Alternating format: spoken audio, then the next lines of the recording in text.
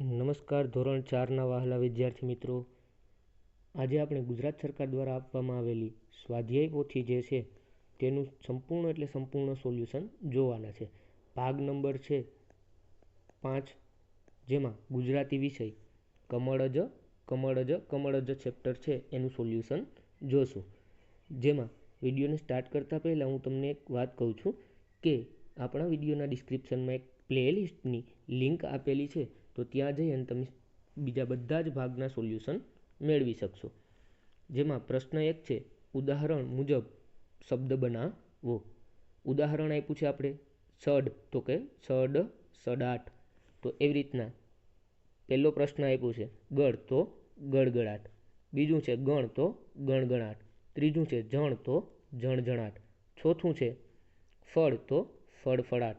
અને પાંચમું છે વલ, તો વલવલાટ. ત્યારબાદ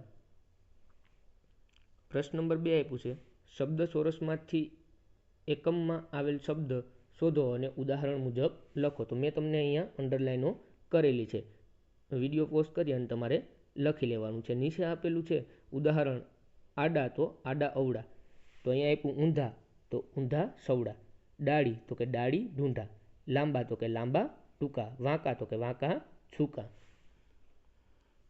એના પછી પ્રશ્ન નંબર 3 છે, લાગુ ન પડતો શબ્દ છોડી વાક્ય ફરીથી લખવાનું છે.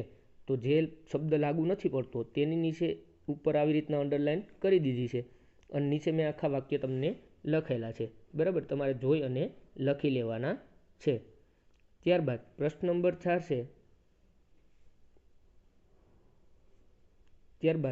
નંબર 4 છે,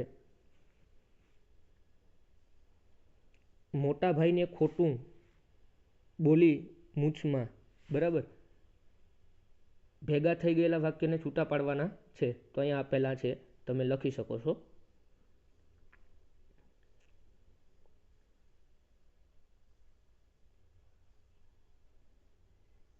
પછી વાક્ય સાચું બને તે મુજબ શબ્દનો ઉપયોગ વાક્ય બનાવવાનું છે.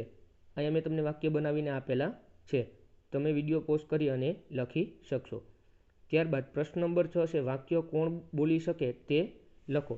તો પેલું છે, બેવું કર જોડી વિનવે, સ્વામી મૂકો અમારા કથન. એમાં આવશે નાગણ.